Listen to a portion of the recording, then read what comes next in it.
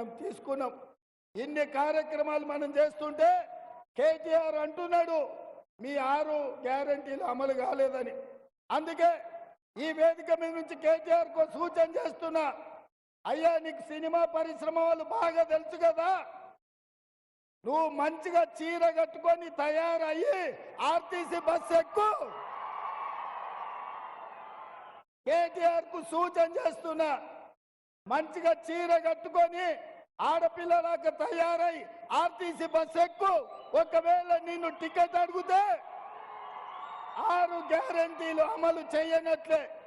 Ticket లేకుండా నువ్వు ఇంద్రవెల్లి గాని, నాగోబ జాతర గాని, భద్రాచలం రాముల వారిని గాని, యాదగిరిగుట్ట లక్ష్మీ నరసింహస్వామిని దర్శించుకోవడానికి ఒక్క పైసా అడగకపోతే మా 6 గ్యారెంటీలను అమలు చేసినట్టే. అందుకే మిత్రులారా, ఇవాళ మనం మన రాష్ట్రాన్ని అభివృద్ధి చేసుకుందాం. మనం ఆదిలాబాద్ నుంచి అత్రం సుగుణను ఎంపీగా గెలిపించుకుందాం.